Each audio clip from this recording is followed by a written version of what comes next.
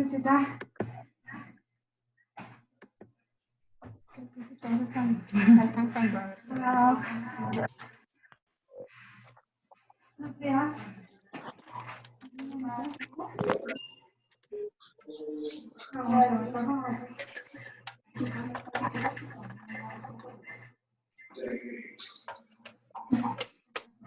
Doctora, ya hay una pregunta. ¿Usted alcanza a ver el paso de las diapositivas en su computador? Sí, señor. Gracias.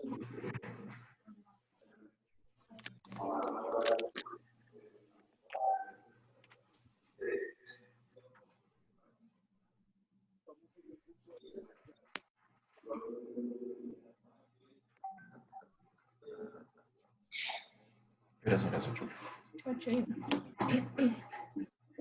Vamos a esperar 5 minutos más. A las 8:05 empezamos, ¿les parece?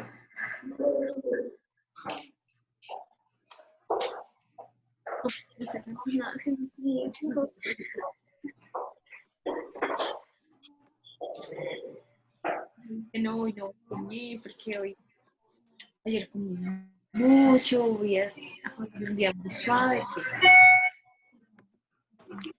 Y estás cogiendo. Sí, mira, me lo hice ayer.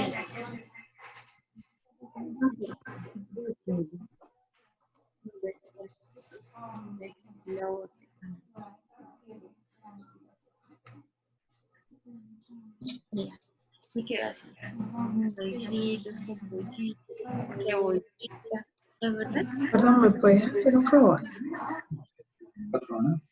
Conseguir.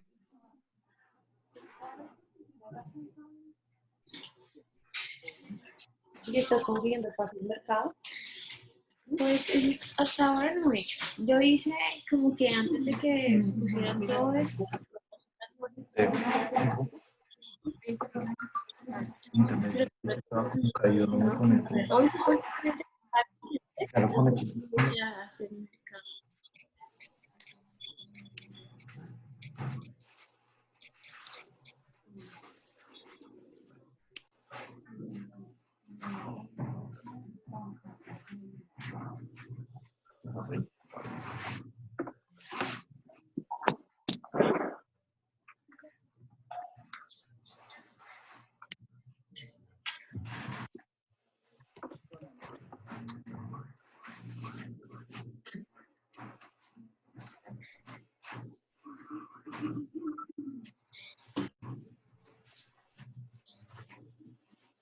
Mira, solo una persona por familia sale a comprar alimentos, banco, cajeros, días impares, hombres, 10 pares, mujeres, el servicio debe llevar tapabocas. Pero igual, hoy había demasiada gente. La demasiado lleno. O sea, todo esto, ir en personas de pie, era así el Transmilenio. O sea, yo me asusté porque decía, sí, Obviamente en ese grupo lo metieron así, no, nada. ¿Me ayudas para bajar el volumen donde es? Es que Solo estaba yo para bajar el volumen. pues porque vamos a hacer reunamos con los miembros, hacemos una carta de acercar la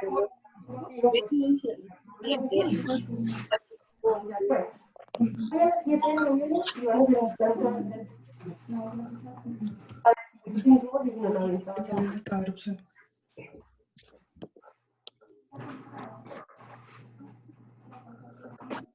¿Tú crees que yo con lo emputar, me salía asustar?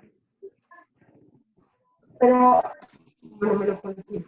Pregúntame, bueno, aunque no sé si me pasa. Hacemos ya, ¿no? Uno, yo me pregunto, Decir que se vaya conectando, veamos. para nuestras dudas, y después de que nos hemos aclarado, tomamos decisiones. ¿Sí? Y efectivamente, Bueno, ahora sí, entonces, buenos días a todos. Buenos ¿Se me días. escuchan bien? Buenos días. no, no voy a hacer así. Entonces les voy a pedir el favor si pueden silenciar sus micrófonos para que me escuchen a mí. Y ya al final abrimos los micrófonos para las preguntas que vayan saliendo, ¿les parece? Sí, decir, escucho mañana, hacer ese plantón, porque pues estos planes se metieron al grupo y pues yo no soy incapaz de que ¿Y hay un micrófono abierto? no sé cómo hacer, y logramos convencer a la gente de no, hablemos primero, negociemos, que nos escuchen, porque yo les decía, que para montar un resto, porque yo les decía, ayer les decía, yo sé que los míos no tienen ningún problema en ponerse, porque ellos asumen que por estar acá, no tengo con un tapabocas de que vale verga lo que se está pasando, la lectura, ¿sí? Y yo les decía, yo estoy segura que los míos se tienen que poner un turno de noche, si tienen que poner una bata, y se tienen que poner un tapabocas, lo va a hacer. Ella no le comía nada. Y todos, ay, sí, claro, no sé qué, así, no sé qué, es así, no sé qué, un montón de mierdas, un montón de basura. Y yo así como, marica, lo que pasa es que yo creo que... Ya, ya, listo, ya. Ahora sí ya me escucha mejor.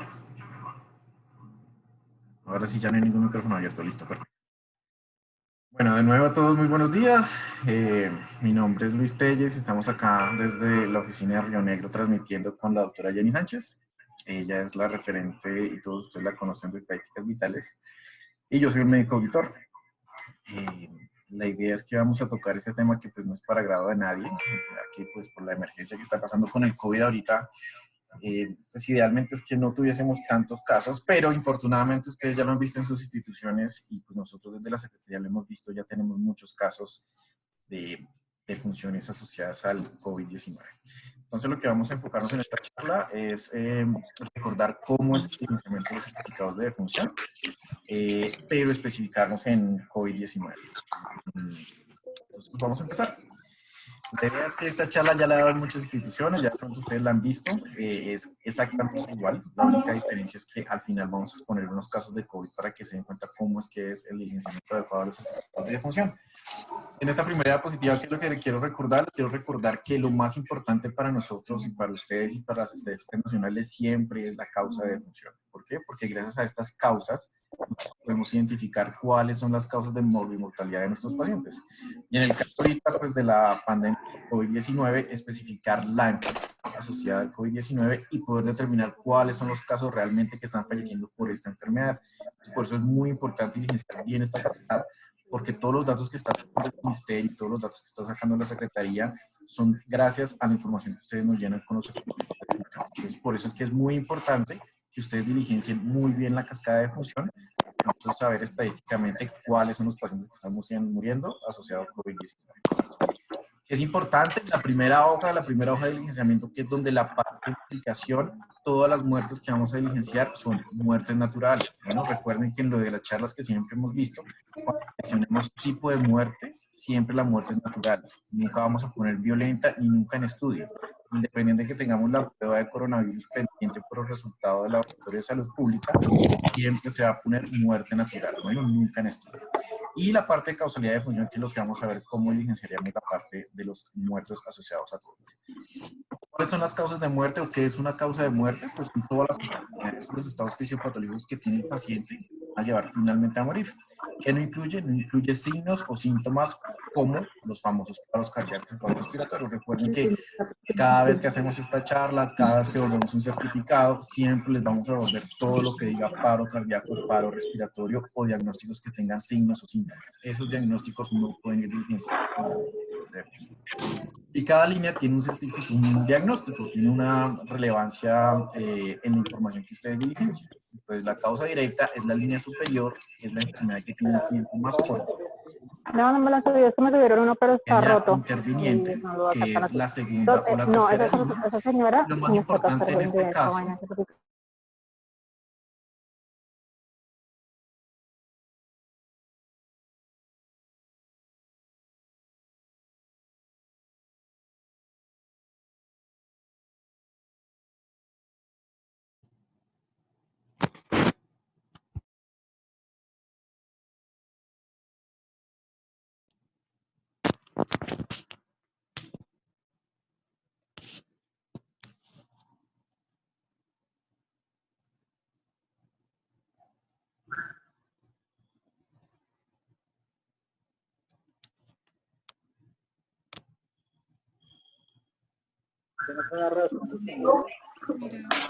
Ya me pueden escuchar, ¿me escuchan mejor? Es que hay varios micrófonos encendidos. Bueno, pero sí estaría bien que también te preocuparas por lo que estamos diciendo nosotros, que para nosotros es importante. Sí, porfa, muchos micrófonos encendidos. Si pueden, por favor, apagar los micrófonos, que solamente me escuchan a mí. ¿Ya aparece? Listo. Entonces, la secuencia, lo que le estaba diciendo, es una cronología de eventos. Entonces, la idea es que una enfermedad, que es la que va en la primera línea, en este caso, por ejemplo, una insuficiencia respiratoria aguda, la que tiene 2 horas, secundaria a la neumonía viral, que tiene, por ejemplo, 3 días que está en la UCI, secundaria a una infección por coronavirus que tiene 3, 4, 5 días. ¿Listo? Entonces, la secuencia es un orden cronológico de la enfermedad.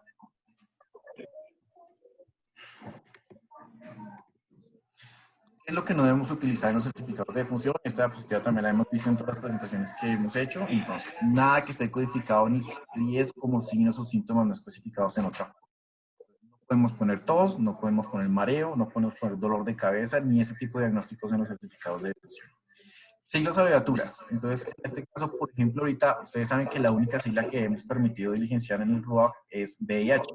En este caso, COVID es una sigla, pero es la codificación que estudió el Ministerio para hacer la certificación de defunciones por esta patología. Entonces, COVID-19 sería la única sigla que se podría utilizar en los certificados de defunción. Pero recuerden que no se puede poner ni HTA, ni IAM, ni EPOC, sino enfermedad pulmonar obstructiva crónica. Entonces, recuerden no utilizar siglas. Más de 2 diagnósticos por línea, entonces para eso cada línea tiene un diagnóstico, cada lineecita de estas tiene un diagnóstico, entonces insuficiencia respiratoria aguda en la primera línea, secundaria neumonía viral, secundaria COVID-19 o la patología que ustedes asocien o que tengan en consultación.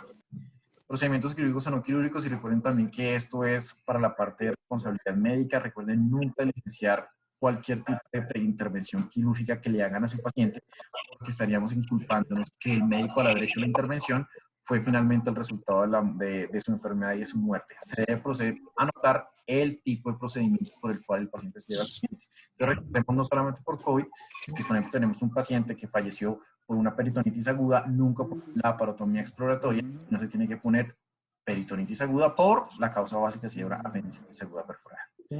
Y recuerden que independiente de la pandemia del COVID, siguen presentándose casos de causa externa. Sigue presentándose el accidente de tránsito, la herida por arma cortopunzante, herida por proyectil de fuego, traumas craneoencefálicos.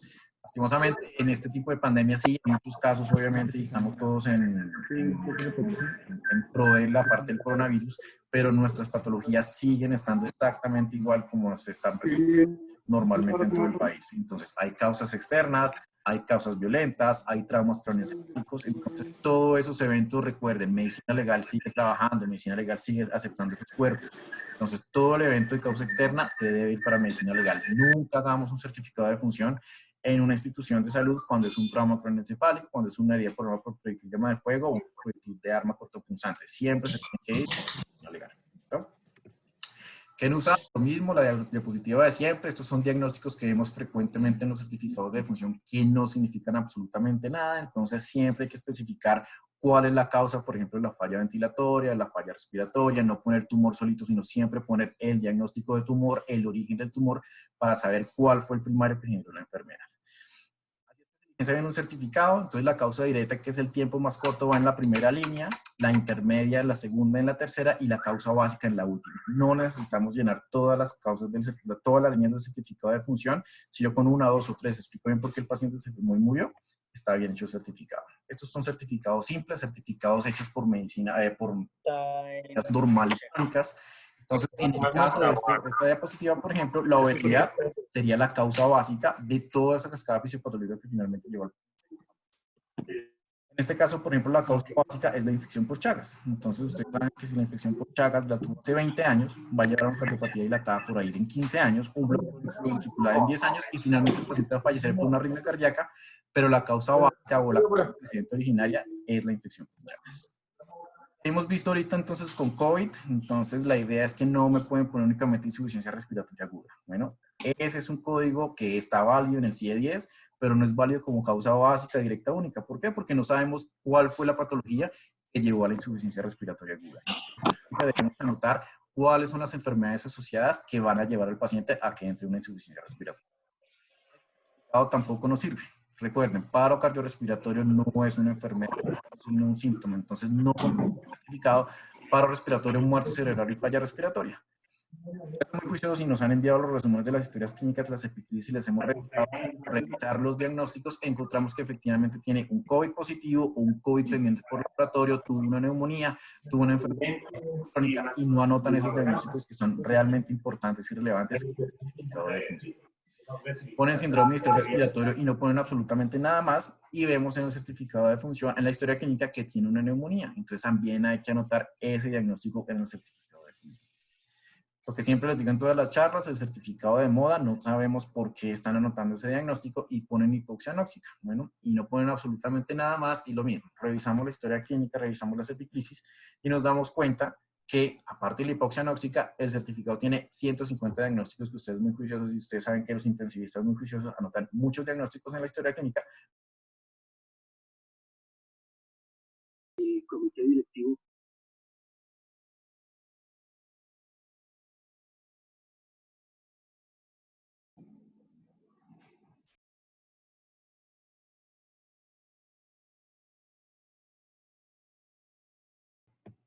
¿Me escuchan ahora sí? ¿Sí? ¿Allá sale el sonido? ¿Ahí Sí. sonido? Ok, listo.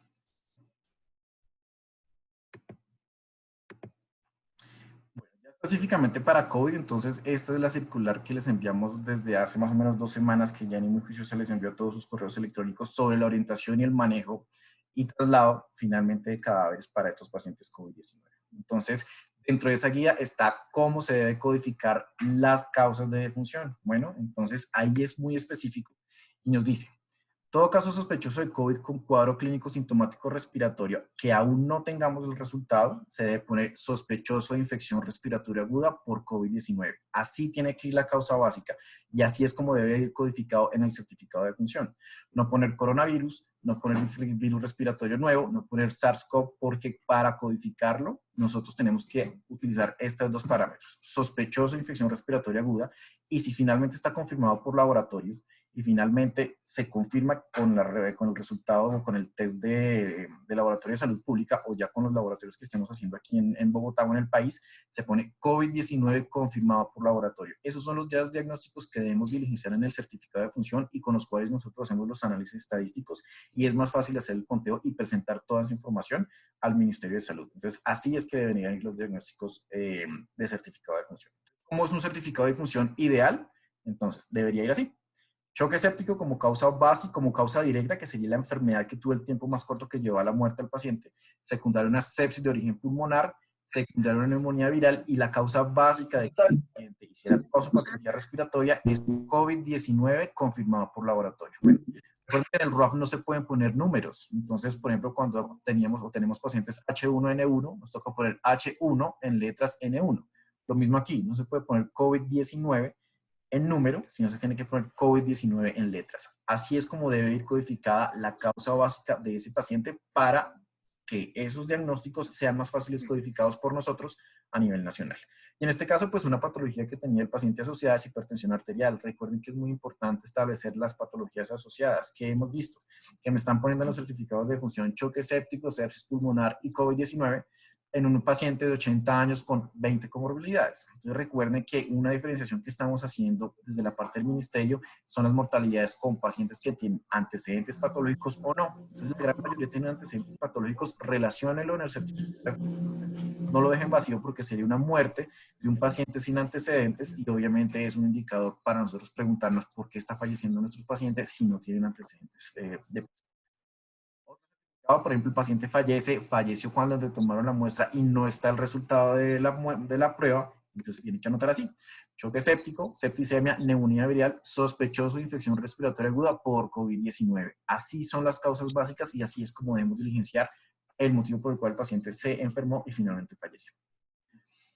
Me han dicho y me han preguntado que como tal, por ejemplo, las patologías respiratorias, para paciente con cáncer de pulmón o paciente con una enfermedad constitutiva crónica, puede que no sea la causa básica, pero es un evento relacionado con la causa, con la secuencia. Entonces, el paciente poposo, ustedes saben que hace una exacerbación aguda del EPOC, y lo más probable es que en esa causa de la exacerbación fue que adquirió el COVID-19. Entonces, la causa básica de este paciente fue la enfermedad pulmonar obstructiva crónica, pero el paciente se le confirmó el COVID-19 por laboratorio clínico. Entonces, tiene que ir relacionado dentro de la cascada de defunción, pero puede ser que la causa básica no fue esa patología, sino que la adquirió después de una exacerbación aguda de POC. Entonces, anotar también, así también se puede registrar el certificado de defunción. También me han preguntado, un paciente de enfermedad cardiovascular, que el paciente fallece, pero tiene un resultado COVID-19 positivo. Puede pasar. Que el paciente tiene una patología cardiovascular y el paciente se muere por su infarto, respiratorio, pero tiene un resultado positivo de COVID-19. Entonces, se anotan todos los diagnósticos desde la causa básica y en otros estados patológicos importantes se anota el COVID-19 confirmado por laboratorio clínico,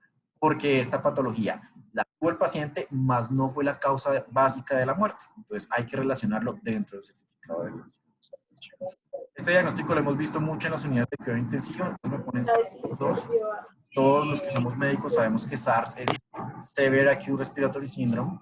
Entonces es una sigla anglosajona y no debería estar así codificada en el RUAF. ¿Por qué? Porque no está codificado para nuestra literatura latinoamericana y está codificado, y en toda la literatura que estamos viendo ahorita está saliendo mucho SARS-CoV-2, pero para poder codificar el SARS-CoV-2 debería ir síndrome respiratorio agudo grave, secundario una neumonía viral, secundario un COVID-19 confirmado por laboratorio, cual es la guía expedida por el ministerio. Entonces, la causa básica de ese paciente no es el SARS-CoV-2, sino síndrome respiratorio agudo grave, que es el resultado de la sigla traducida, y el COVID-19 confirmado por laboratorio clínico. Y otros estados patológicos importantes que puede tener el paciente. Entonces recuerden anotarlos, es importante porque hemos visto muchos certificados de pacientes de 70 años COVID positivos, pero que no están relacionando las patologías crónicas que tiene el paciente, que es una condición que puede generar que el paciente se enferme y finalmente fallezca.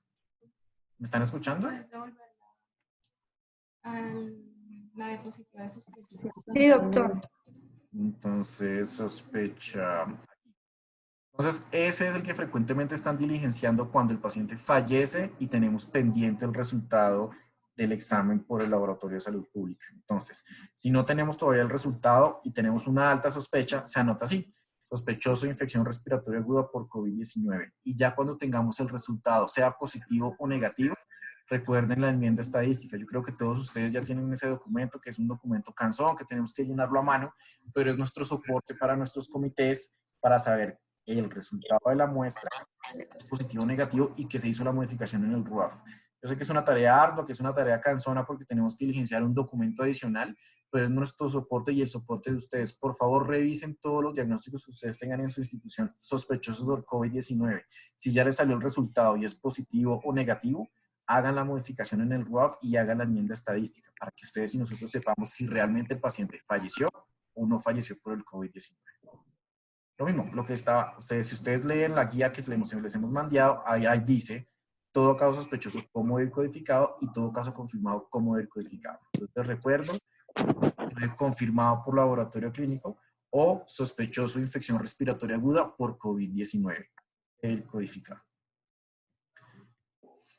Estos son pantallazos de certificados que me han diligenciado en estos días. Entonces, este certificado estaría bien diligenciado. Lo único es que no me pongan coronavirus. Recuerden que la aplicación a nivel nacional debe ir COVID-19, no coronavirus. Este certificado también estaría relativamente bien diligenciado, pero no me puedo poner sospechoso de infección por nuevo virus. ¿Un nuevo virus cuál es? Bueno, entonces, en este caso, el nuevo virus es el COVID-19, porque puede ser cualquier otro virus que esté circulando en el ambiente que no esté tipificado y nos podríamos asustar pensando que hay otro virus que llegó, no sabría decirles, pero no me pongan sospechoso de infección por nuevo virus porque es un diagnóstico que no nos sirve para absolutamente nada. Este certificado, si nos podemos a revisarlo, pues, juiciosamente, dice neumonía multilobar, lo más importante es que la infección por el nuevo virus, o en este caso el coronavirus, debería ir en la línea C. ¿Por qué? Porque es más frecuente que el coronavirus, el COVID, lleve una neumonía multilobar que una enfermedad renal me va a llevar a una neumonía multilobar. Estas dos patologías, la enfermedad renal y la diabetes mellitus mal controlada, podría ir como otros estados patológicos importantes.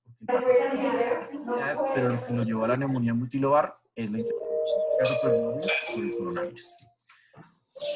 ¿Cómo debe ir bien diligenciado el certificado de defunción? Entonces, choque séptico, sepsis de origen respiratorio, neumonía en estudio, sospechoso de infección respiratoria por COVID-19. Así es como debe ir diligenciado el certificado de defunción para nosotros codificarlo mucho más fácil y saber cuáles son los que tienen sospechoso o confirmado. Bueno, entonces, como hice en la línea D, así es como debe ir codificado en el certificado de defunción.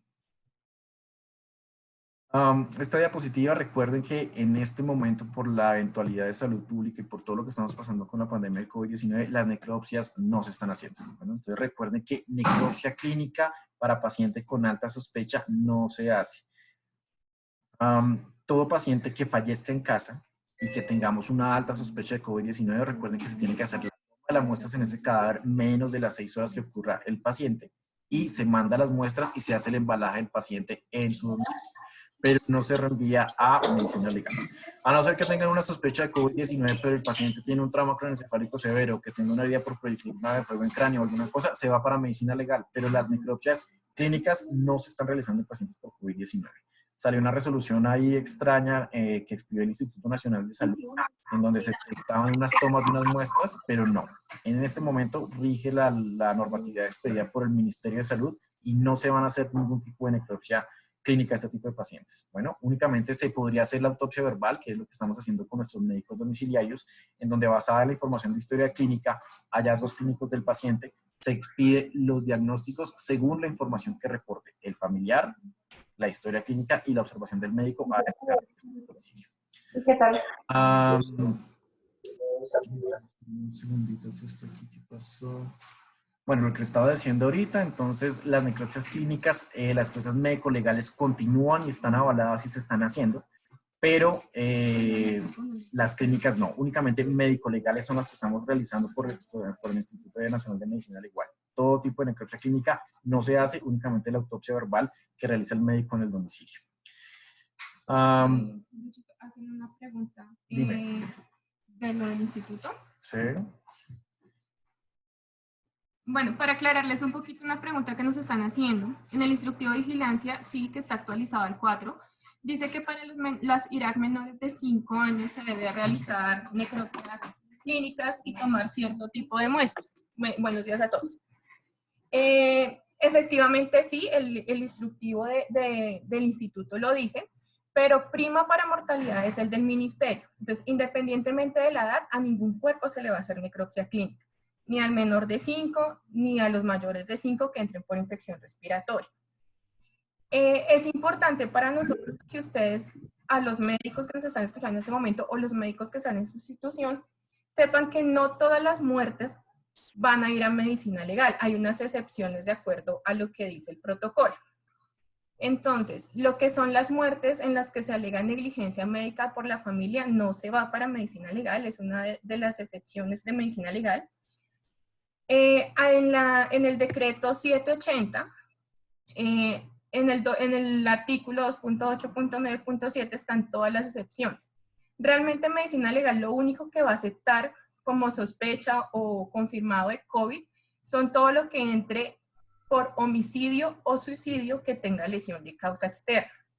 Todo lo que entra como negligencia médica, accidentes laborales, intoxicación por medicamentos, por sustancias exógenas, lo que tiene que ver con maltrato infantil, lo que tiene que ver en población cautiva, nada de eso se va para medicina legal, ¿sí? Está dentro de las excepciones del protocolo. Entonces, lo que nosotros veamos que sea sobre todo, que es, digamos, como los problemas que más hemos tenido, son con intoxicación de sustancias exógenas. Es importante que revisemos si efectivamente el paciente que entra por sustancias exógenas es o no sospechoso de COVID. ¿Por qué razón? Porque medicina legal no me les va a aceptar ningún cuerpo con sospecha de COVID que tenga intoxicación por sustancias exógenas. Eso de acuerdo al protocolo. Y la doctora Porras, que si existe alguna ruta especial para la necropsia verbal. No, de hecho no. La única ruta obviamente es indagar al familiar que esté en ese momento, tratar de indagarle todo lo que sea posible, o si algún otro familiar con quien se puedan comunicar nos digan qué patología sufre. Ideal que la persona que haya estado en su fallecimiento, si es en domicilio, en ese momento, digamos, que nos diga o nos relate cómo fue el instante en el que lo vio mal, en que lo sintió mal, en que le llamaron, porque eso también nos ayuda a mirar cuál es la causa directa de defunción. También es importante, si nosotros tenemos conexión con la EPS, que nos asignen o nos envíen la historia clínica. A veces muchos de los pacientes domiciliarios que llegan a nuestros hospitales, si preguntamos a los familiares, ellos cuentan con resúmenes de historia clínica que les han dado en sus servicios de atención. Entonces, sí es importante que nos los puedan facilitar para nosotros también poder revisar todas las patologías crónicas del paciente, por cuál se está tratando, qué es lo que le pasa al paciente y por qué está dentro de cuidados crónicos. Le pregunta Carolina Puentes, ¿a dónde van a llegar en caso de alegar negligencia médica? De hecho, no llega a ningún lado. O sea, lo que dice el protocolo y lo que dice medicina legal es que todos estos casos que están en excepción de ellos, en caso de haber una demanda, toda esa parte se va a hacer en investigación administrativa. Me refiero a administrativa en verificación de historia clínica. Entonces, es ahí donde yo también les voy a pedir con muchísimo cuidado, pues que comenten con sus médicos, y es que sean demasiado claros en la historia clínica. Yo sé que es muy desgastante porque tenemos muchos pacientes por atender, tenemos una fila de pacientes esperándonos, ¿sí? Pero la única manera, y de hecho el sistema judicial lo único que avala para este protocolo y para esta pandemia, es que se va a utilizar toda la parte administrativa, o sea, hace la historia clínica, y ya depende de la fiscalía o del juez que, digamos, que los pueda llamar a ustedes a dar indagatoria o incluso a los familiares. Pero como tal no se va para ningún lado. El cuerpo sale de la institución directamente a cremación por sospecha de COVID o por COVID positivo. He ahí la razón de por lo cual nosotros solicitamos a nuestros médicos que tengan muy claro todos los casos, o sea, todas lo que dice el Instituto Nacional de cómo se debe clasificar un caso para sospecha de COVID, probable COVID, o que realmente sea una muerte, ¿sí? Porque, como les digo, medicina legal no lo va a hacer, eso ya está estipulado en el ministerio que efectivamente no lo van a hacer. Entonces, la única forma de investigarlo es a través de la historia clínica, que de hecho es lo que avala medicina legal y todos los entes judiciales. Entonces, lo ideal es que la historia clínica del médico esté demasiado clara de por qué se le sospecha el COVID, también por qué se sospecha que hay maltrato infantil, porque de ahí es donde se va a empezar, en caso de demandas, a realizar toda la parte jurídica. O sea que si el paciente tiene maltrato infantil, pero no tiene ningún diagnóstico de COVID, se manda normal. Se manda normal. Si el paciente está con intoxicación de sustancias exógenas o es un niño maltratado, pero no tiene ninguna asociación con COVID, el cuerpo sí lo recibe en medicina legal. Los únicos que no me van a recibir medicina legal son los que están con la sospecha de COVID o están confirmados. De resto, absolutamente todos se siguen normal con su sistema judicial. Si me llega a mí un paciente intoxicado, pero que no tiene sospecha de COVID, se manda para medicina legal. Si me llega un paciente que se sospecha maltrato, pero no tiene sospecha de COVID, se va para medicina legal. ¿Sí? Lo que no va para medicina legal es lo que esté como sospechoso o confirmado por COVID por estas excepciones. ¿Quiénes certifican la necropsia verbal? ¿Los médicos de la Secretaría, los de atención prehospitalaria o el asegurador? Bueno, cuando está en clínica es el médico que está atendiendo al paciente, es el que, o sea, normal, es una muerte normal, lo certifica el médico que está atendiendo al paciente y es el médico certificador. Cuando está en domicilio, ¿sí? En domicilio, ¿qué hacemos? En domicilio debe estar, cuando es un paciente contributivo, él tiene su EPS. ¿Qué hace la EPS? La EPS es la que debe garantizar el médico a domicilio para que certifique la muerte, para que haga el embalaje del cuerpo y quede listo para entrega a la funeraria. Y en caso de que el paciente en domicilio no haya tenido muestra, pero se sospeche que es un COVID, también la EPS debe garantizar la toma de esa muestra. Los únicos pacientes que se van a realizar por los médicos de la Secretaría son los médicos que son de población vulnerable no asegurada y población subsidiada de Capital Salud, algunas subsidiadas que no tienen, digamos, como una IPS primaria acá, que vienen de otros departamentos y residen acá en Bogotá, y ya lo que se encuentre por vía pública, que obviamente pues digamos que no podemos darle espera a atención de que llegue un médico por su EPS, entonces esos son lo que se va a certificar por los médicos de la Secretaría. De resto, toda muerte domiciliaria que el paciente tenga su EAPB contributiva, ellos son los que deben mandar y asignar un grupo para poder hacer todo el proceso de la certificación. Pregunta, ¿se requiere disponer formato de primer respondiente por parte de la policía por la iniciativa? Sí, todo lo que esté en casa tiene primer respondiente. Si la policía no ha acudido a la casa, las ambulancias, cuando no acude la policía, por lo general acude una ambulancia. Y la ambulancia también tiene un formato de primer respondiente que ellos pueden dejar y diligenciar en casa. Si la ambulancia no lo ha dejado, los familiares casi siempre, en su mayoría, pues acuden a la policía y la policía genera siempre su primer respondiente. Entonces, siempre pedir el primer respondiente porque ellos son los que deben verificar la escena antes de nosotros poder ingresar a un caso. Fallecidos bajo custodia como el INPEC y el ICDF con diagnóstico de COVID. Igual, si el paciente que está en el INPEC, o eso, ellos tienen también su asegurador. Si su asegurador hace parte del régimen subsidiado de Capital Salud, se atiende por médico de la secretaría. Pero si el asegurador de la persona que está bajo custodia, ya sea en carcelaria o sea en un hogar geriátrico, son de régimen contributivo, el régimen contributivo debe asignar el médico para poder hacer la certificación. Como son supuestamente todos esos tipos de regímenes que están bajo custodia del Estado, se debería beneficiar a un médico legal. En este caso también por contingencia de COVID, si fallece por COVID, se hace necropsia verbal en el sitio. Sí, se hace necropsia verbal en el sitio, se hace la autopsia verbal, genera por la EAPB pues su certificado independientemente que esté en cautiverio. Di cosa diferente que si fallece bajo la protección del Estado y no tiene sospecha de COVID ni COVID confirmado, inmediatamente se va para medicina legal. Si la ambulancia es medicalizada, ¿podrían generar certificado de defunción? Sí, señor, pero entonces digamos que lo importante es que si nosotros tenemos ambulancias medicalizadas dentro de nuestro servicio, también les podamos dar a ellos la capacitación de decirles que primero tienen que generar el certificado porque están en toda su capacidad de generarlo. Segundo, debemos apoyarlos en enviar o si ellos están capacitados para tomar la muestra en caso de que no esté.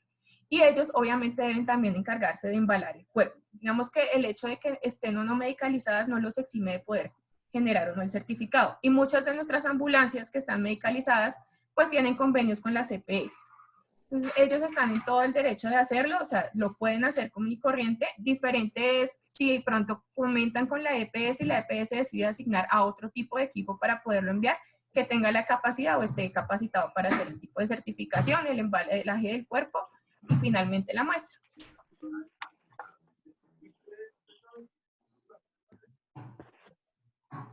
En el caso de una muerte por COVID-19 en el domicilio, ¿la policía tiene la dotación para revisar el caso en el domicilio?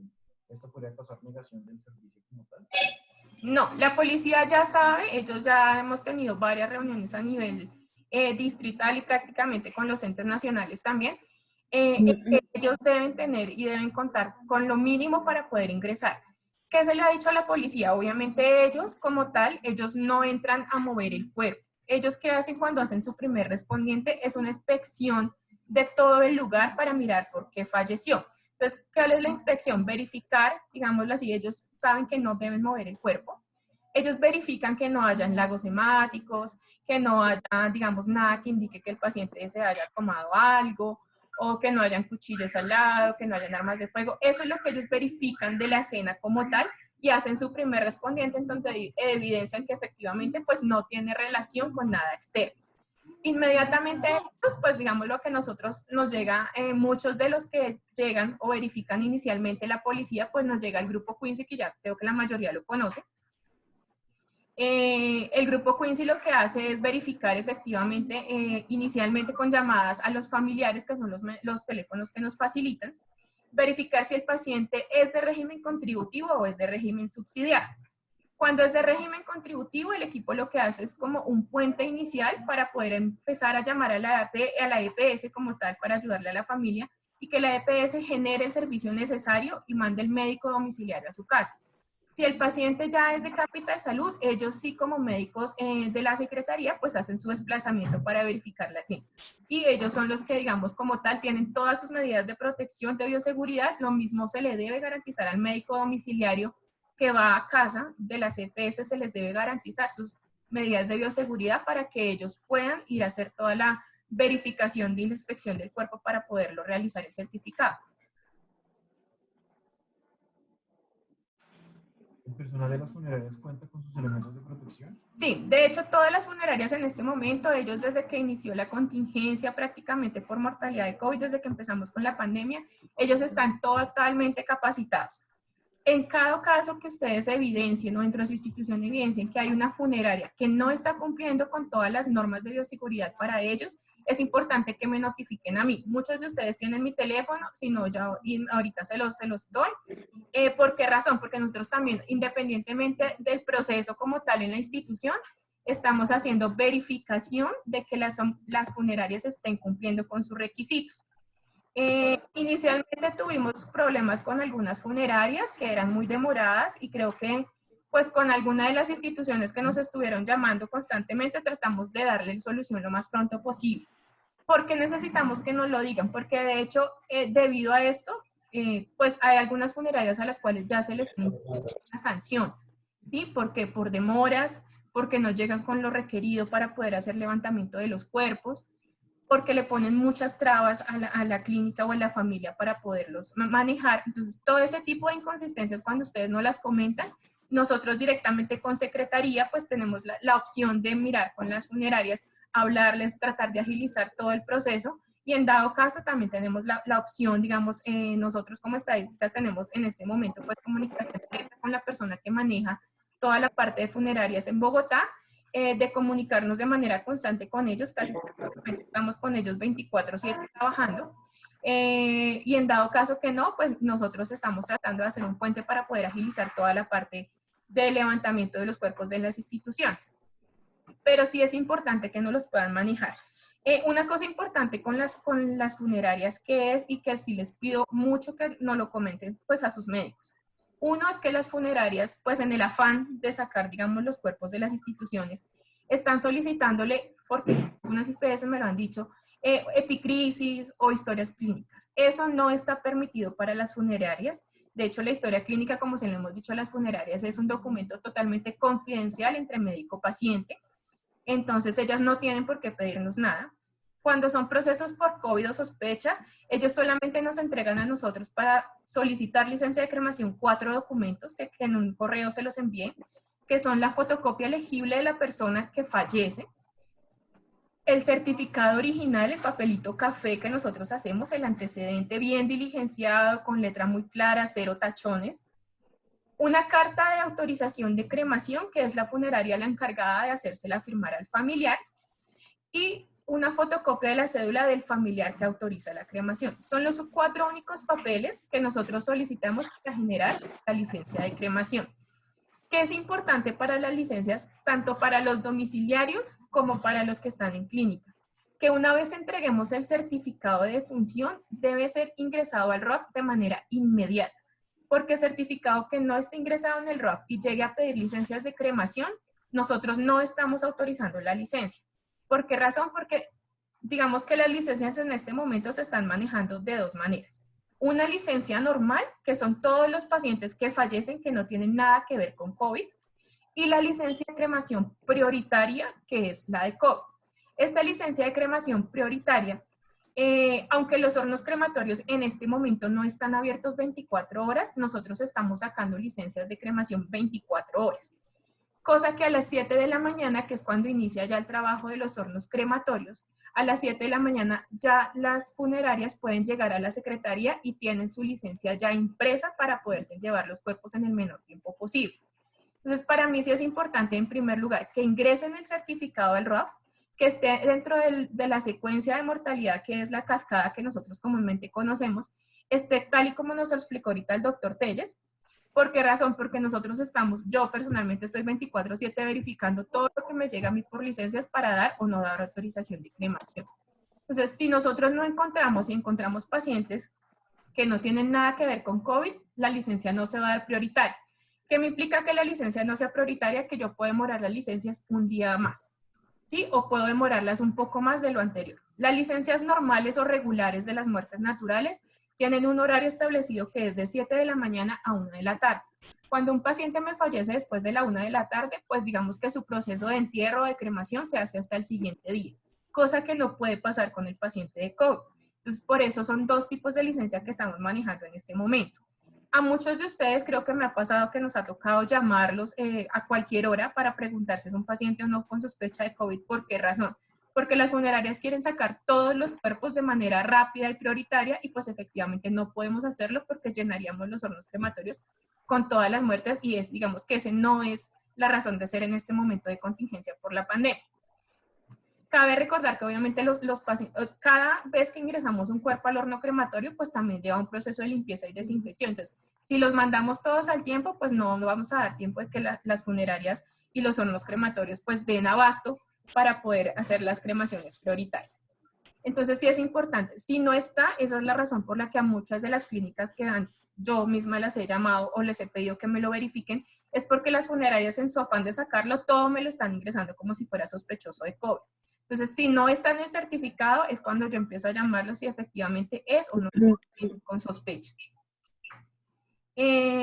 Los hornos crematorios, lo que les digo en este momento, anteriormente estaba solamente habilitado el horno de Serafín, que es el que está en el cementerio del sur. En este momento ya todos los hornos crematorios que están en Bogotá están habilitados para hacer cremación de pacientes con sospecha por COVID o confirmatorios por COVID. Digamos que ha sido como un problema con algunas funerarias y lo que hemos evidenciado es que efectivamente, digamos que en inicial, como fue Serafín el que empezó a hacer toda la parte de cremación, pues la mayoría de funerarias van allá. Pero en este momento, si un paciente no puede ser cremado en la unidad de Serafín, puede ser cremado en cualquier horno crematorio porque están habilitados en este momento para hacer esos procesos. No sé si tienen alguna otra pregunta. Bueno, ya uno era de expedición de licencias de cremación para la disposición o para cadáveres que mueren en la noche. Bueno, como tal lo que les digo, no tengo opción de horno crematorio en la noche. Sí se está planteando y sí estamos mirando a nivel de la Secretaría Distrital y a nivel, digamos, de las funerarias y de la UAEPS, que son los que manejan nuestros hornos crematorios, mirar la capacidad que tenemos para poderlos habilitar 24 horas. Pero en este momento, pues no estamos 24 horas. Pero la expedición de la licencia como tal, de la licencia de cremación, sí estamos trabajando nosotros desde Secretaría 24/7 para expedirlas. Cosa que a las 7 de la mañana, que es cuando abren, digamos, la parte administrativa de licencias de cremación, ya todo lo que esté en la noche tenga su licencia y sea la funeraria simplemente recibe su papel de licencia de cremación, se dirige al hospital y saque el cuerpo que falleció en la noche en el menor tiempo posible. Si ustedes ven que efectivamente el cuerpo falleció en la noche y, no sé, es altas horas de la mañana y no han llegado, sí les pido por favor que se comuniquen conmigo para mirar qué funeraria es, empezando por ahí que nos den la razón de qué funeraria es, para nosotros poder hablar con la funeraria y mirar por qué no se va a despachar el cuerpo funerario para sacar el cuerpo. Pero si digamos esos casos puntuales, sí les pido el favor que cuando los tengan, pues nos comuniquen a nosotros o me comuniquen a mí, que yo soy la que estoy en total contacto con Secretaría para mirar esa parte de las funerarias. Pero pues hasta el momento, hasta donde tenemos entendido, las funerarias realmente están muy juiciosas, ellos nos mandan a nosotros todos los papeles vía internet o vía WhatsApp y nosotros estamos 24/7 autorizando licencias de cremación.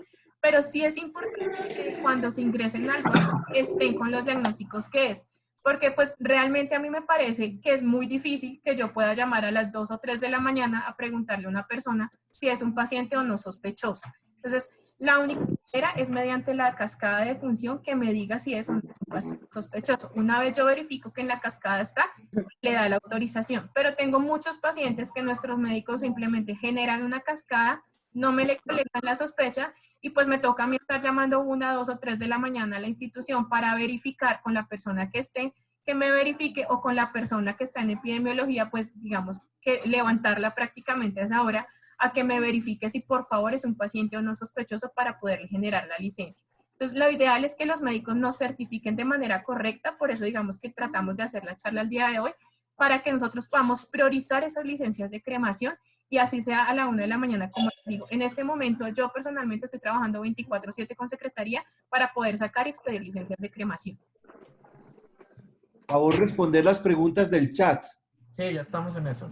Con los pacientes que fallecen en el domicilio y los servicios domiciliarios acuden a certificación de la muerte, ¿quién debe embalar las bolsas?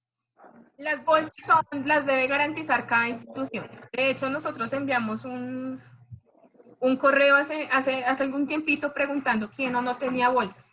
¿Por qué razón? Porque sí es importante que ustedes dentro de sus instituciones tengan en cuenta, y sobre todo ustedes que son los que certifican muchas muertes domiciliarias, su institución es la que debe garantizar. O sea, las bolsas las deben garantizar las EPS en caso de que tengan contratado algún servicio.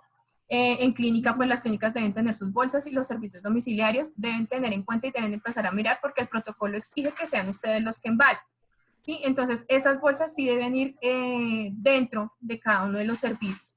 Y en el servicio domiciliario, que es importante, y pues es el embalaje lo debe hacer el personal que designe la institución a ir a ver a domicilio. Es lo que está estipulado en el ministerio hasta el momento, y es que pues cada institución debe garantizar, independientemente que sea domiciliario, el embalaje del cuerpo con las respectivas 2 bolsas que debe ir el cuerpo embalado para poderlo entregar a la funeraria. El embalaje del cadáver lo hace la IPS que está atendiendo al paciente. Sí. No la funeraria. No, la funeraria no. Hay unas funerarias, les soy sincera, hay unas funerarias que son muy juiciosas y ellos están ayudando a embalar los cuerpos cuando, digamos que en el momento pues que llegan, el médico no tiene bolsas para embalaje. Bueno, hay unas que son muy juiciosas y nos están colaborando con el embalaje, pero realmente por protocolo, quien debe embalar el cuerpo para entregar a la funeraria ya embalado es la persona que va a hacer el certificado y quien está asignado por institución para ir a verificar esa muerte. ¿Existe alguna especificación para la nota de necropsia clínica en la historia que no necropsia verbal en la historia clínica? ¿Algún formato? No, formatos como tal no hay. Lo que les digo, pueden tener alguna novedad dentro de la historia clínica, alguna nota aclaratoria, pero como un formato como tal específico, no hay. ¿Existe un tiempo máximo en que la funeraria debe recoger el cuerpo que falleció por COVID en el domicilio? No, lo ideal es que las funerarias en domicilio lleguen en menos de 8 o 12 horas. Cuando mueren, obviamente cuando fallecen en la noche, vuelve y nos pasa exactamente lo mismo, pues la funeraria nos envía a nosotros la licencia de cremación y todo para sacarla, y ellos pues a las 7 de la mañana con su licencia retiran los cuerpos cuando son en la noche. Cuando son en la mañana, ellos sí deben retirarlo de manera prioritaria. De hecho, muchas de las funerarias que nosotros nos han notificado por muestras domiciliarias son muy juiciosas y están retirando el cuerpo máximo 6 horas. O sea, no se están demorando tampoco ni un día completo, ni más de mediodía. ¿Qué es lo prioritario con las muertes domiciliarias? Que la funeraria, aunque sea rápida, lo que más nos interesa a nosotros que es que vaya el médico de manera prioritaria. ¿Por qué razón? Porque es que tenemos cuerpos que fallecen, pacientes que mueren a las 7 de la mañana y la EPS asigna un médico para ir a certificar hasta las 11 de la noche. Entonces, ahí es donde nosotros realmente tenemos la demora. Entonces, si nosotros somos unas instituciones que tienen convenio con algunas EPS, sí es importante que podamos verificar la manera prioritaria para poder enviar al médico que nosotros tenemos en la institución, porque así tenemos fallecimientos desde muy temprano, que tratamos de hacer todo lo posible nosotros para poderle generar que la EPS envíe un médico que termina enviándolo casi 11, 12 de la noche y tenemos un cuerpo hasta el siguiente día para poderlo retirar. ¿Qué otra pregunta tienes? Caso de coinfección con otros virus respiratorios. ¿Alguna pregunta adicional? No sé si alguien tiene alguna pregunta adicional frente a eso. Ya seguimos respondiendo ya un poco con la parte que es clínica. Ya el doctor les continúa. ¿Tienen preguntas adicionales? Sí, claro. Ya les escribo mi celular por el chat.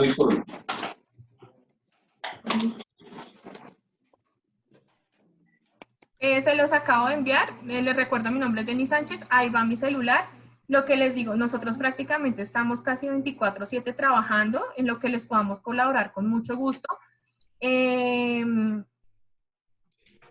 Sí, estoy mirando un mensaje que dice que se aplica el embalaje para sospechas. Sí, tanto para sospechosos como para casos confirmados, aplica exactamente el mismo tipo de embalaje. No podemos descartar que sea un positivo hasta que no tengamos el laboratorio. Si yo tengo un paciente sospechoso en domicilio con la sintomatología o todo, digamos que como tal una clasificación, un criterio de caso que me indique que realmente es un paciente sospechoso, lo debo embalar como dice el protocolo, le debo garantizar la toma de muestra si no tiene toma de muestra y lo debo dejar tal y como está certificado para que ya llegue la funeraria y pueda trasladar ese cuerpo a cremación. La enmienda sí, la enmienda se debe hacer para todos los casos sospechosos. En este momento, digamos que anteriormente para las muertes normales, como ustedes sabían, teníamos hasta 30 días para ajustarla en el RUAF sin necesidad de hacer enmienda. En este momento, para los casos por COVID, sí, el ministerio nos está pidiendo diligenciar la enmienda física y hacer obviamente el cambio en el RUAF.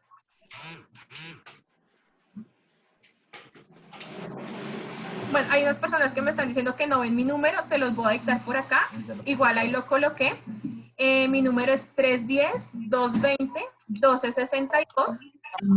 Mi nombre es Jenny Sánchez.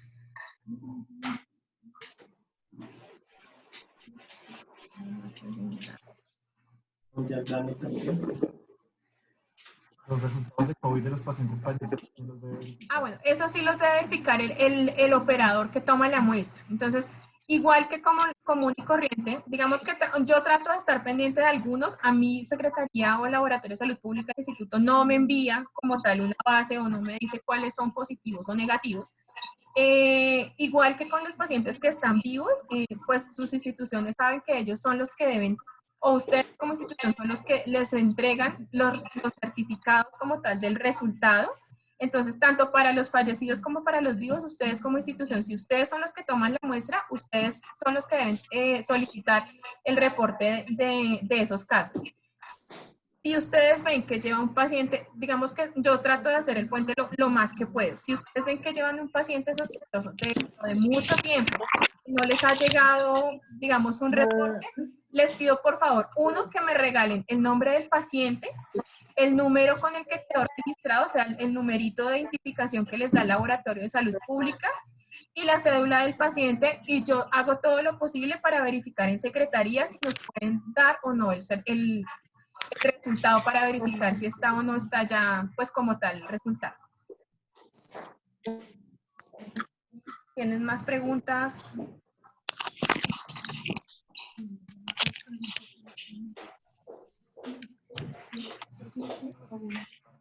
Bueno, otra cosa que sí es importante para nosotros que estamos verificando todo eso, es que por favor nos envíen en lo posible o nos digan cuál es el paso a seguir para solicitar las historias clínicas de estos pacientes. ¿Por qué razón? Pues porque digamos que nosotros también desde lo que es la Secretaría y el Ministerio, pues estamos haciendo verificación tanto del certificado de función como de la historia clínica del paciente. Entonces, nos indiquen cuál es la ruta para solicitar la historia clínica, o si ustedes nos facilitan las historias clínicas de sus pacientes, creo que nosotros normalmente manejamos, que es el del doctor Telles, que es Evitale Chapinero, o al de EPI Estadísticas 1, que es mi correo, cualquiera de los dos, y nosotros les recibimos, por favor, las historias clínicas, que nosotros vamos a hacer la evaluación de la historia clínica para cabalidad con el certificado.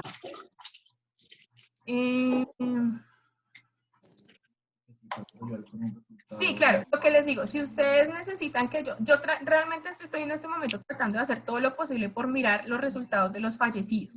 Entonces, pero para mí que sí es importante que me ayuda para poderles dar a ustedes una razón de los resultados de los fallecidos en casa, es si sabemos quién se las tomó, el número de identificación o el código de barras que asigna el Laboratorio de Salud Pública para esa muestra, el nombre del fallecido y el número de la cédula para yo poder verificar con el laboratorio si realmente ya está el resultado o está en proceso o qué pasa con ese resultado para nosotros poderlo ajustar.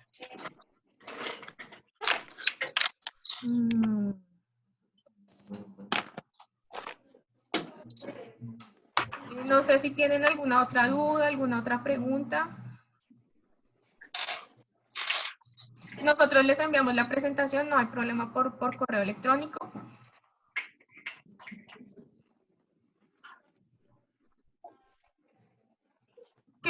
No sé, creo que no.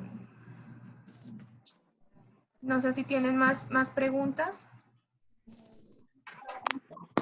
Bueno, hay una pregunta que dice que en qué consiste la autopsia verbal. Bueno, igual pues le volvemos a explicar. La autopsia verbal, ¿en qué consiste? Uno, en verificar si el paciente tiene historia clínica de nuestra institución, si no, podernos comunicar con los familiares del paciente. Entonces, muchas veces, siempre, no muchas veces, la general llega siempre un familiar con el paciente que fallece. Lo ideal es indagarle a él absolutamente toda la historia médica de su paciente. Si él no la conoce porque es un familiar que no ha sido muy allegado, por favor comunicar, o sea, que ese familiar se comunique o nos pase el teléfono de una persona que efectivamente esté pendiente de esa persona, nos pueda decir todas sus comorbilidades, todo lo que ha sufrido a través de su vida. Muchos de estos pacientes que son crónicos, que vienen en cuidados paliativos o que vienen ya de cuidado como tal crónico en sus hogares, ellos por lo general tienen historias clínicas. Es importante también para la autopsia verbal, contar así sea con los recetarios de todos los medicamentos que ellos toman, las historias clínicas o epicrisis que tengan, el familiar, siempre indagarle al familiar absolutamente todo lo que sea, digamos, que tengan, incluso desde pequeños, de que han sufrido, que no han sufrido, si conocen qué pasó en los últimos momentos antes de que falleciera, si lo pudimos ver o no. Con eso, digamos, que lo ideal es que con toda esa información que nos generan los familiares, con la información que podamos obtener física por historia clínica, por toda la parte de medicamentos que consume el señor, podamos generar y mirar de qué sufría y poder generar una posible secuencia de mortalidad dentro del certificado.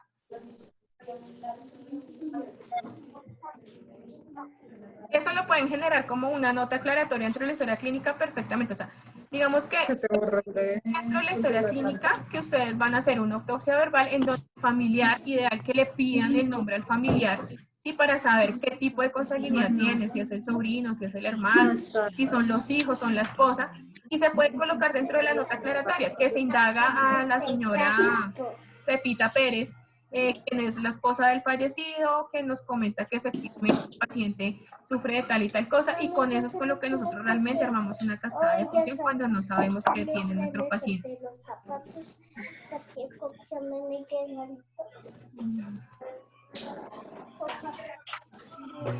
¿Cómo se ajusta de acuerdo con lo que nos acaban de decir que hay que hacer enmienda? Bueno, los que ya están, digámoslo así, mal diligenciados, como nos dice infección por COVID, o por SARS, COVID, bueno, o coronavirus o virus nuevo, pues como ya lo teníamos identificado y ya se le hizo, no hay necesidad de hacer la enmienda en físico, pero sí que no lo corrijan en el RUAF. Los que más que hay que hacer enmienda en físico son cuando yo o lo voy a descartar o lo voy a confirmar. En ese momento hago la enmienda en físico. Pero pues si es porque ya lo tengo mal diligenciado en el RUAF, lo puedo ajustar en el RUAF de la manera que les acabamos de decir, que es como nos lo indica el ministerio, sin necesidad de hacer la enmienda en físico. La enmienda en físico es cuando yo lo tengo como sospechoso, me sale el resultado efectivamente positivo, el resultado negativo, y ahí lo ajusto y genero la enmienda en físico y la arreglo obviamente en el RUAF.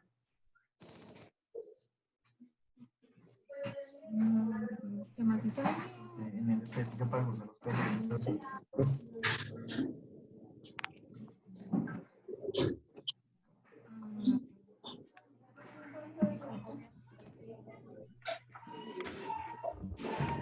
No sé quién, no veo muy bien. Espero que les haya sido de mucha utilidad. Igual, lo que les digo, cualquier cosa que necesiten, que ustedes vean que tienen un caso puntual en donde yo les pueda ayudar, con mucho gusto, por eso les doy mi número. Lo que les digo, yo trato de estar 24/7 con la secretaría tratando de revisar todos estos casos. Si son muy altas horas de la madrugada y son cosas administrativas, pues les pido que tengan un poco de paciencia, porque pues ustedes saben que a veces la parte administrativa no trabaja las 24 horas. Pero sí ténganme paciencia, que nosotros a partir de las 6, 7 de la mañana empezamos a trabajar todo para poderles ayudar a ustedes en todo lo que sea necesario.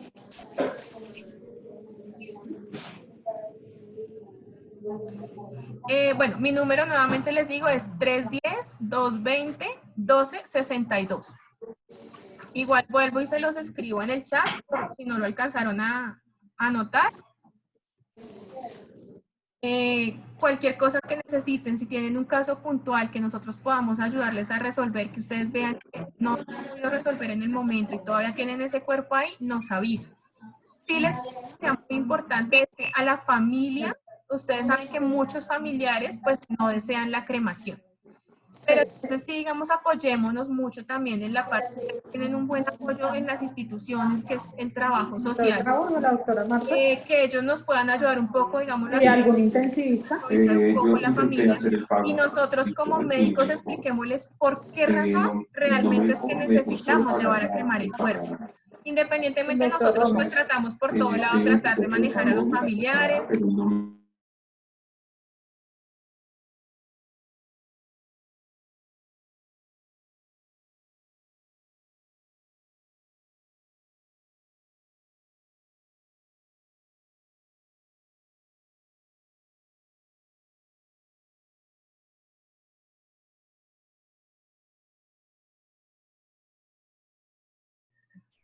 Ya. Bueno, creo que me escuchan ahora sí, ¿verdad? ¿Ahí me están escuchando? Sí. Listo.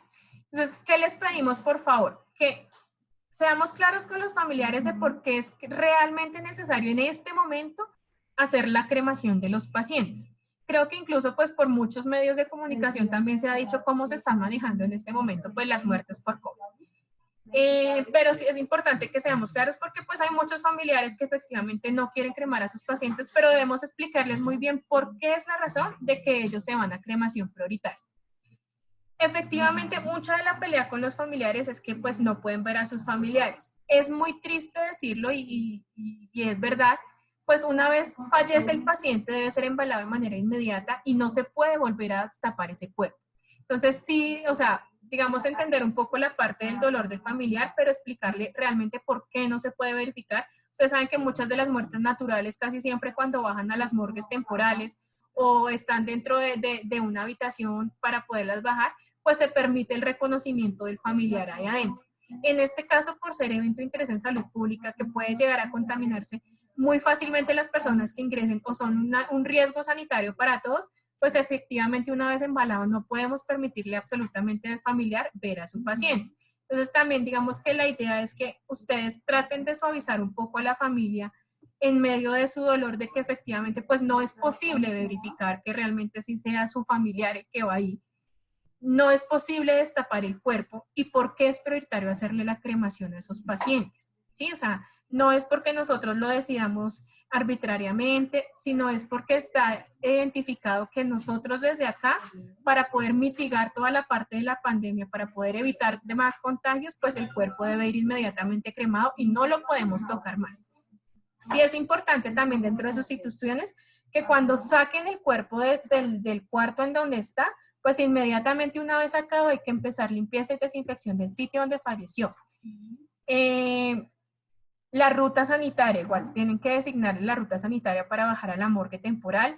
Esa ruta también, cuando el cuerpo llega a morgue temporal, lo ideal es que se inicie la desinfección de esa ruta sanitaria y una vez el cuerpo vaya salido de la morgue temporal, hacer limpieza y desinfección de esa morgue temporal. O sea, todo el tiempo estar haciendo limpieza y desinfección, uno, para evitar contaminación tanto a ustedes como profesionales de la salud, como a las personas que estamos atendiendo en clínica. Muchas de las muertes domiciliarias nos preguntan cómo se hace la limpieza y desinfección en casa. Dentro del protocolo está una opción de manejo que digamos que si ustedes lo verifican hay una parte de cómo se le debe explicar a la familia en casa cómo se debe hacer la limpieza y desinfección. Entonces digamos que no hay problema, pero si alguna familiar no sabe cómo hacerla o nos avisan y nosotros con mucho gusto podemos explicarles a ellos cómo se debe hacer la limpieza y desinfección, de acuerdo, perdón, al protocolo. Prioritario lo que les digo, o sea, tratar de que los pacientes entiendan los familiares de por qué el cuerpo se debe ir a cremación. También por eso es tan prioritario que nosotros verifiquemos de manera inmediata si el paciente realmente es o no es sospechoso de COVID para poder nosotros acelerar todos los procesos para poder sacar ese cuerpo en el menor tiempo posible de sus instituciones. Bueno, la normatividad de nosotros está, el ministerio tiene puesto en su página la orientación para el manejo, igual nosotros si necesitan lo volvemos a enviar al correo. Es la versión 3, que es la actualizada. He evidenciado que muchos de ustedes tienen la versión viejita, ¿sí? En este momento rige la versión 3 de la orientación para el manejo de cadáveres por COVID-19 del Ministerio de Salud, perdón. Entonces sí es importante que lo tengan. Nosotros igual lo volvemos a enviar por correo electrónico para los que hacen falta. Tengan en cuenta el decreto 780 del 2016, que es en donde están las excepciones. Hay dos artículos específicos que se mencionaron dentro de la presentación o que lo encuentran dentro del manejo del protocolo que maneja el ministerio.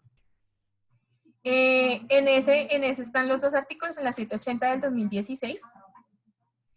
Y pues ya obviamente digamos que lo que ustedes conocen para criterio de caso probable o sospechoso de COVID, pues están los lineamientos del Instituto Nacional de Salud.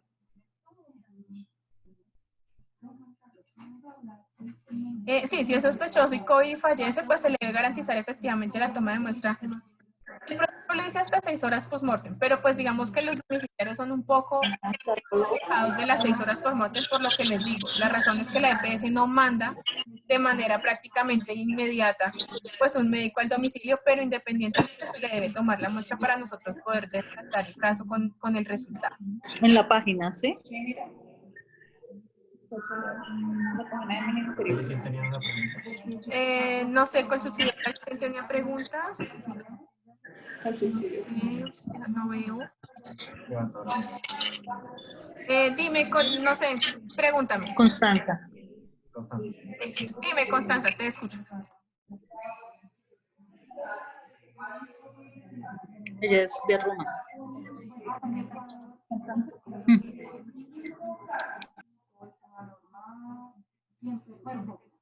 Me pregunta si el paciente tiene un diagnóstico oncológico y la institución solo permite solicitud de pruebas de parte de medicina interna, ¿se pone sospechoso en certificado de función? Sí. ¿Sospechoso? Y cuando tengamos la enmienda, el resultado, Sí, cuando se tenga el resultado, pues se hace la enmienda común y corriente. En la página aparece la versión 2. Bueno, permíteme, entonces nosotros enviamos por correo electrónico la versión 3, que es la que está actualizada el 22 de marzo, que es la que se está manejando. Tengan en cuenta, y nosotros lo estamos tratando de hacer, es que cada vez que llega una notificación nueva del ministerio, se las estamos enviando por correo electrónico. ¿Por qué razón? Porque ustedes saben que a medida que va avanzando el tiempo, pues se van mirando cosas que van sucediendo y que tenemos que hacerles cambios a los protocolos. Entonces, nosotros estamos todo el tiempo revisando que no hayan cambios, que no hayan ajustes, y una vez hayan hecho ajustes, pues a nosotros digamos que el ministerio nos avisa de manera prioritaria, nos envía los protocolos y nosotros se los enviamos a ustedes mediante correo electrónico. Si cualquier cosa igual, pues lo que les digo, si tienen casos muy puntuales, tienen mi número telefónico, con mucho gusto los atendemos. Creo que no hay más preguntas, les agradecemos mucho que nos hayan pues prestado un poquito de su tiempo para este tema. Cualquier cosa que necesiten, pues las personas que están manejando estadísticas vitales en sus instituciones tienen nuestros correos electrónicos, nuestros teléfonos, tanto el doctor Telles como el mío.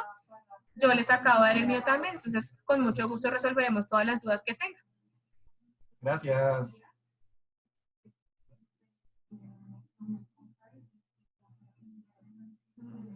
Creo que toca mirar los correos. Sí, toca actualizar los correos de...